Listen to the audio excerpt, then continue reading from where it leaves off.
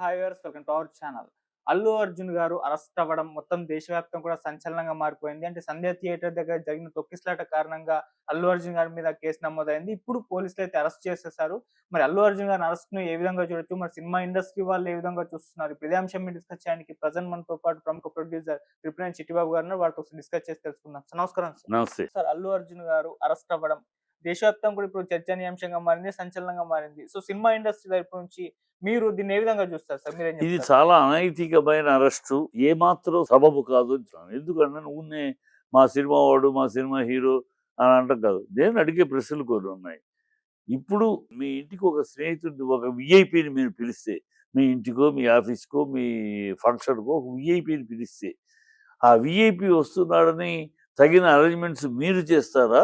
లేకపోతే ఆ వీఐపీ చేసుకొని వస్తాడా? మీరేగా చేస్తారు. ఓ పెళ్ళికొచ్చినా, పెళ్ళిని పిలిచినా వాళ్ళ వీఐపీలకు ఒక ఎంట్రన్సు, వీఐపీలకు ఒక భోజనం ప్లేసు, మిగతా అందరికీ ఒక అన్ని దారులేసి, బ్యారికేడ్లు కట్టి, డెకరేషన్ చేసి పెడతామా? ఒక ఫంక్షన్‌కొచ్చినా, ఒక బయట ఫంక్షన్‌కొచ్చినా, ఒక వీఐపీని పిలుస్తూ వస్తున్నాడు అంటే ఆడైనా, మగైనా ఒక సెలబ్రిటీ వస్తున్నాడంటే దానికి తగిన అరేంజ్‌మెంట్స్ ఎవరు చేయాలి?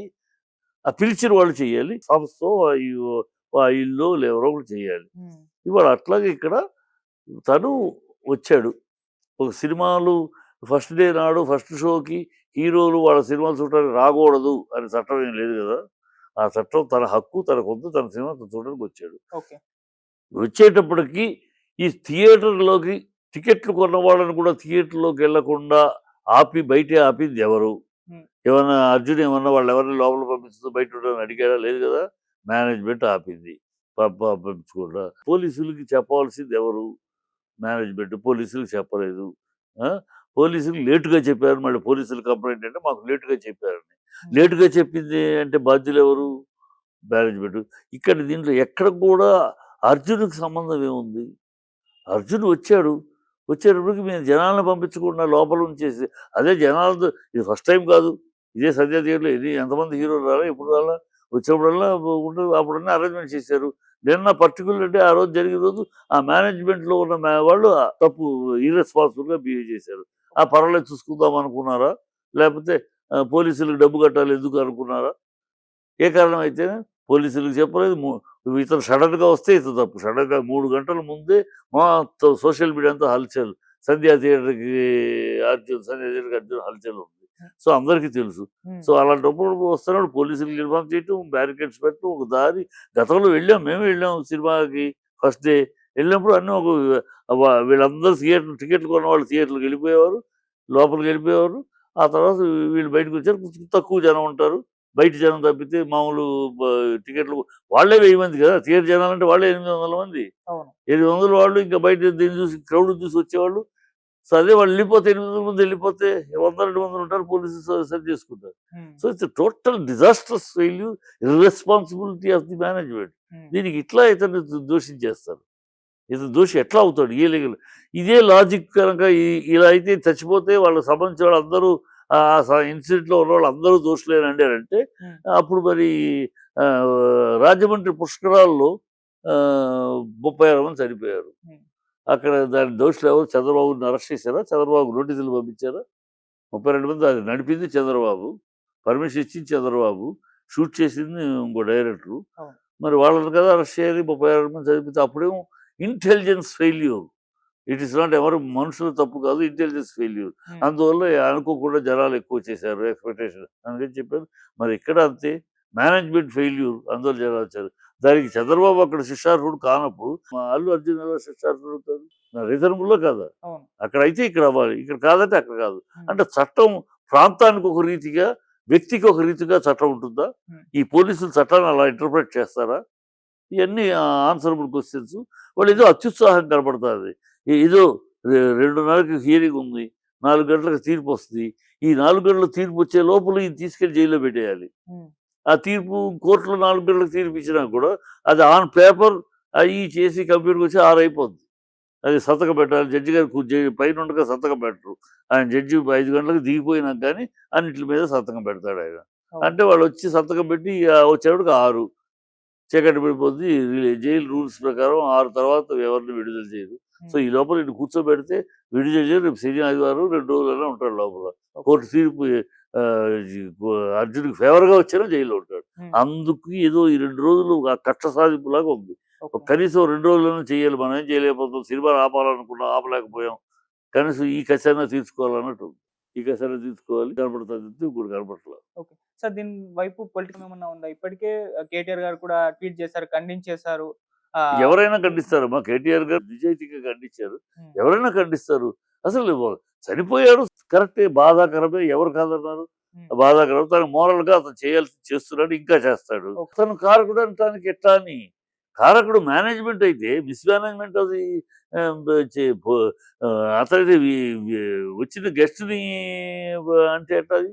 అర్థం పర్థంగా లేదు ఉంది కదా! హ్మ్. సో, ఇట్ ఈస్ టోటల్ ఎవరికైనా అందుకని కేటీఆర్ గారు ఇమ్మీడియేట్‌గా స్పందించారు. చిరంజీవి గారు కూడా ఇప్పుడు స్పందించారు. కానీ చిరంజీవి గారు స్పందించి కూటమిలో ఆయన తమ్ముడే ఉన్నాడు కదా! హ్మ్. సో, కూటమి యొక్క చర్య ఇది వెనకాల ఉండి చేస్తున్నట్టు కనపడతాంది కదా! ఓకే. ఇంత హడావిడి, ఇంత అత్యుత్సాహం అంటే కనపడతాంది. హ్మ్. వాళ్ళు కక్ష తీర్చుకున్నట్టు. ఓకే. అంటే పొలిటికల్‌గా కుట్ర కోణం ఉంది అని ఉంది. అంటున్నారా సార్? 100కి 100 కనపడతాంది కదా! ఆ హ్మ్. అనుమానానికి ఆస్కారం ఉంది. హ్మ్. ఆ అనుమానానికి ఖచ్చితంగా ఎవరికైనా కనపడతా ఉంది. ఎంత అత్యుత్సాహం వీళ్ళు ఒకవేళ కోర్టులో ఉండగా కూడా అర్జెంట్ తీసి ఆ రోజు కూడా అంతే. కన్వెన్షన్ అప్పుడు కూడా కోర్టులో ఉంది. 12కి వచ్చి కూర్చేశారు. ఎక్కడ తీర్పు వస్తదని. హ్మ్. ఇయన్నీ ఒక వింత పరిణామాలు. ఈ ప్రభుత్వం ఒక అరాచక ప్రభుత్వంగా ఉంది. సినిమా వాళ్ళ మీద కసి, ఈర్ష్య, ద్వేషం, సినిమా వాళ్ళ మీద పగబట్టుకున్నట్టున్నారు. ఒకరి తర్వాత ఒక సినిమా వాళ్ళని ఆనాడు 'నాగార్జునని' తర్వాత 'చేతుని' ఇవాళ ఇది కసి పట్టుకున్నట్టు కక్ష సాధించడంలాగా ఉంది.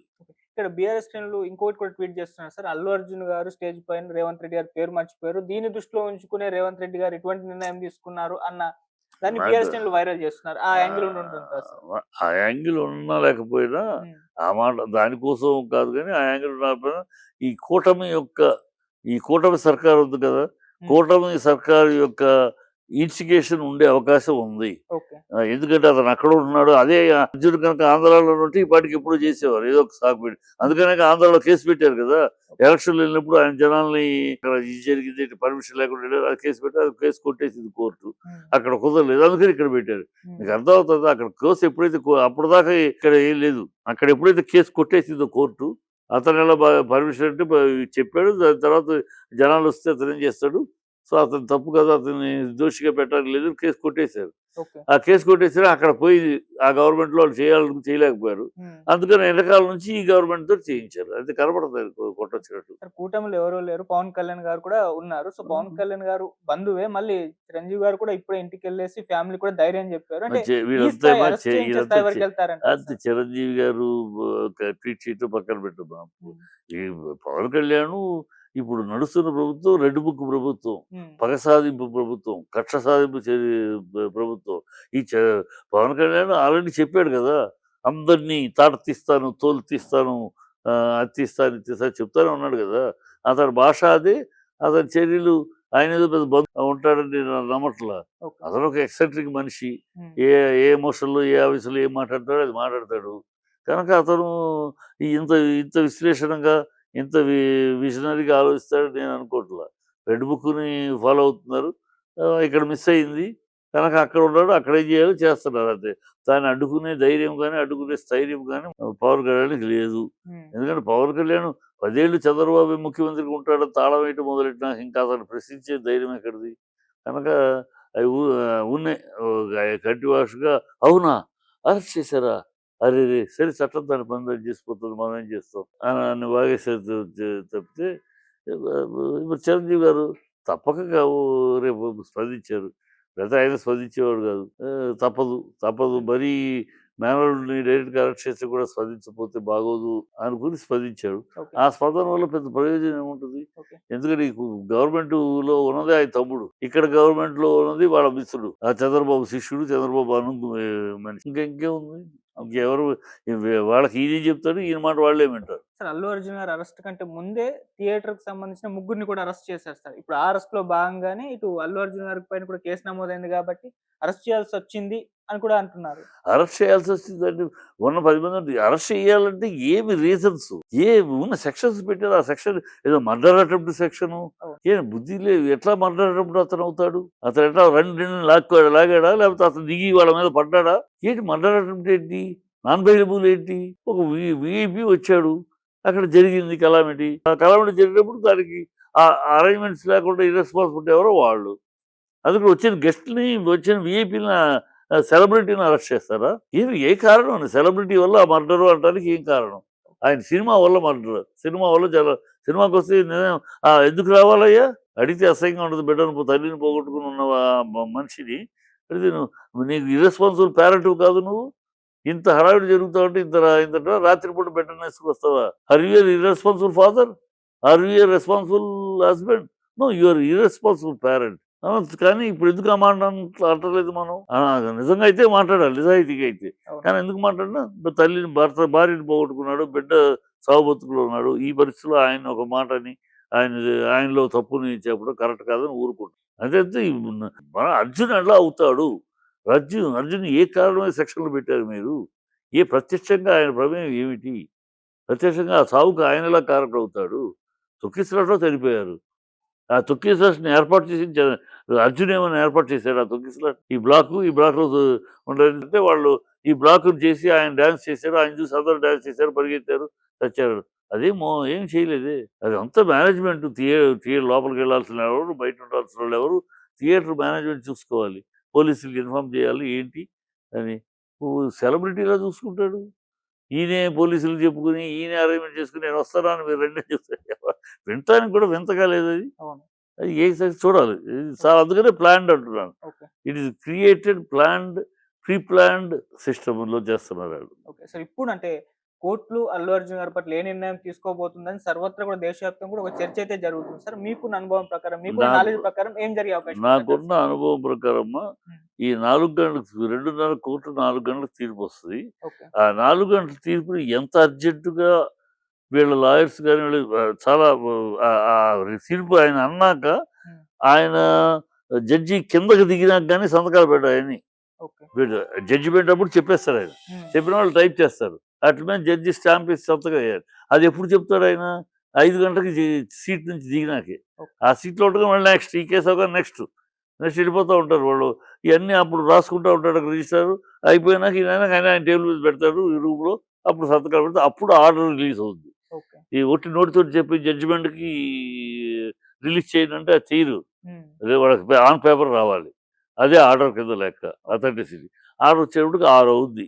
6 కాకుండా వీళ్ళు ఎంత తొందరగా ఇక్కడ వీళ్ళ సైడ్ నుంచి లాయర్ ఎంత తొందరగా మాకు ఇమ్మీడియేట్ కావాలి, ఎలా మాట్లాడతారో ఏదో తీసుకొస్తే ఇవాళ అక్కడి నుంచి వచ్చేస్తారు. కోర్టులో తీర్పు ప్రకారం వచ్చేస్తారు. ఓకే. లేదు కోర్టు తీర్పు ఎగైన్స్ట్ అయింది. హ్మ్.